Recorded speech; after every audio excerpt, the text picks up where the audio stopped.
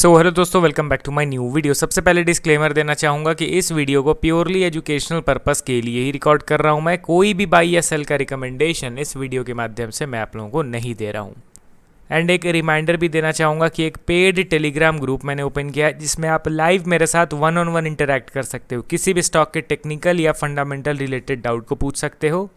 Group join करने के लिए आपको सिर्फ वन टाइम का पेमेंट करना होगा 3999 रुपीज़ का, एंड लाइफ टाइम का सब्सक्रिप्शन आपको मिल जाएगा। ग्रुप ज्वाइनिंग लिंक वीडियो के डिस्क्रिप्शन बॉक्स में दिया गया है, वहीं पे मेरा ईमेल आईडी भी मेंशन्ड है। आप चाहें तो मुझे ईमेल भी कर सकते हो फॉर दिस ज्वाइनिंग पर्पस।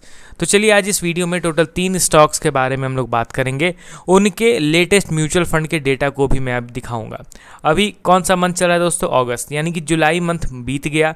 तो जुलाई मंथ में म्यूचुअल फंड्स का क्या डेटा रहा है, पॉजिटिव है, बाइंग हुआ या सेलिंग हुआ है, उस डेटा को हम लोग देखेंगे। ठीक है, तो पहला स्टॉक हमारे लिस्ट में आपके सामने है FL3I लिमिटेड। जैसा हमने एक्सपेक्ट करा था उसी हिसाब से धीरे धीरे करके एट द एंड स्टॉक अब ऊपर की ओर मूव करना स्टार्ट कर दिया है। पिछले कुछ वीक से कंटिन्यूसली स्टॉक एक टाइट कंसोलिडेशन जोन के अंदर ट्रेड कर रहा था, एक तरफा बाइंग मोमेंटम नहीं आ रहा था, बट अब यहाँ पे कंटिन्यूसली धीरे धीरे हर दिन 2-3% ही सही, बट ये ऊपर की ओर मूव कर रहा है। करंटली 1706 के लेवल पे अवेलेबल है। आज के दिन 2.17% का माइनर तेजी हम लोगों ने देख लिया। अभी तक तो इनका शेयर होल्डिंग पैटर्न काफ़ी ज़बरदस्त है, जहाँ पे क्लियरली दिख रहा है कि बिग प्लेयर्स यहाँ पे कंटिन्यूसली अपने इन्वेस्टमेंट को बढ़ाते जा रहे हैं।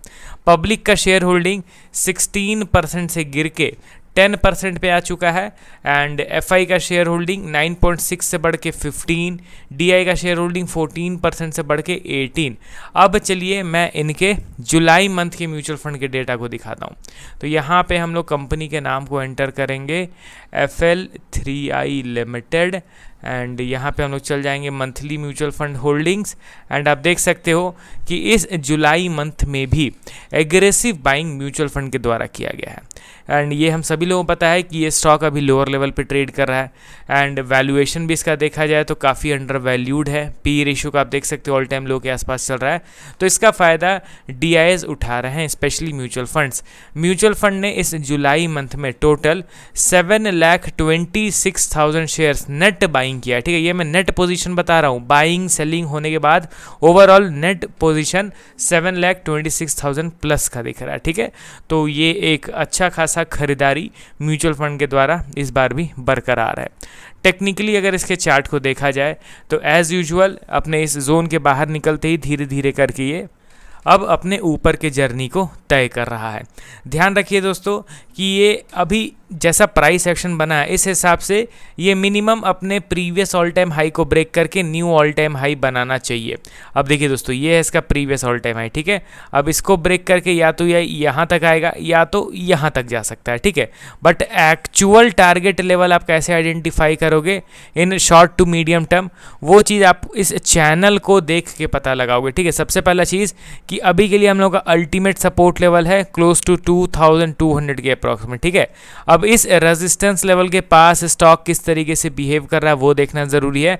एंड यहाँ पे कंसोलिडेशन के बाद अगर सक्सेसफुल ब्रेकआउट मिलता है ना तो एक अच्छी खासी तेज़ी देखने को मिलेगी। देखिए, ये जो आप बार बार देख रहे हो ना कि प्रीवियस हाई को इसने ब्रेक करा फिर नीचे गिर गया, फिर आप देखिए तो ये जो ऑल टाइम हाई है इसको इसने ब्रेक करा फिर ये नीचे गिर गया, फिर ये इसने ऑल टाइम हाई को ब्रेक करा फिर अगेन नीचे गिर गया। तो ऐसा हमेशा नहीं चलता है। ये चीज़ आप मान के चलिए कि प्रीवियस ऑल टाइम हाई को ब्रेक करके एक तरफा बाइंग मोमेंटम कुछ महीनों तक बरकरार रहता है, तो हर बार सेम पैटर्न रिपीट नहीं होता है।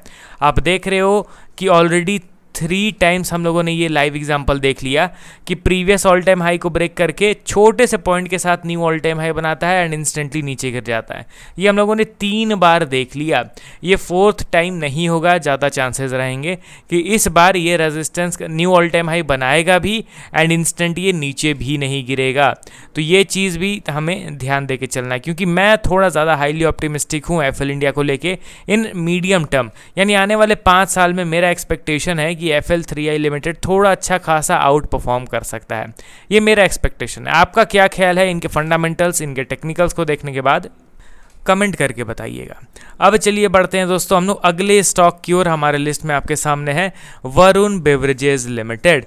आज के दिन फ्लैट कारोबार 436 के लेवल पे ट्रेड कर रहा है।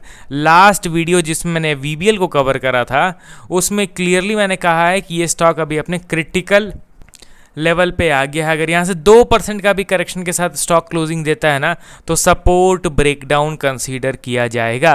एंड आज देखो तो ये एकदम माइनर डाउनफॉल भी नहीं हुआ, एकदम फ्लैट कारोबार हुआ है स्टॉक में। सबसे पहले इनके म्यूचुअल फंड के डेटा को देख लेते हैं। हालांकि कंपनी फंडामेंटली स्ट्रांग है एंड सिर्फ शेयर होल्डिंग पैटर्न देखने से दोस्तों किसी कंपनी को हम लोग अच्छा या खराब, फंडामेंटली स्ट्रांग या वीक नहीं कह सकते हैं।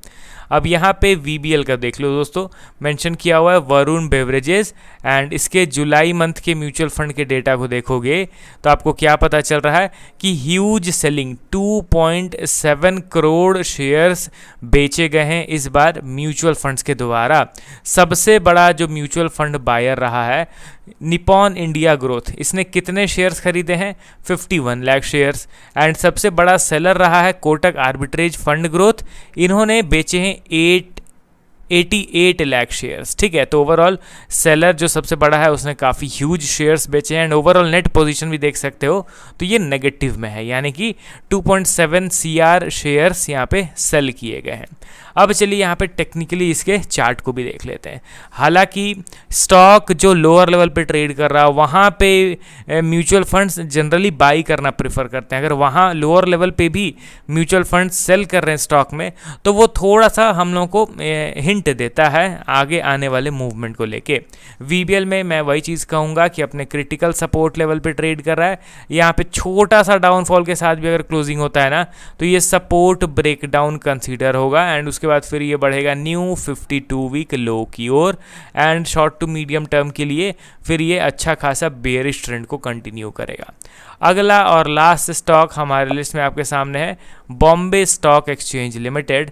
आज 3.3% का करेक्शन हुआ है, 332 के लेवल पे ये करेंटली ट्रेड कर रहा है। अब यहाँ पे बीएसई के डायरेक्टली मैं टेक्निकल चार्ट को ओपन करता हूँ। जैसा हम लोगों ने एक्सपेक्ट कर रहा था, जो उम्मीद हम लोगों ने किया था उस हिसाब से ये धीरे धीरे करके एट द एंड नीचे की ओर गिर रहा है एंड अब ये अपने सपोर्ट के पास बढ़ रहा है। देखिए दोस्तों, अभी लगातार ये नीचे गिर रहा है, ठीक है।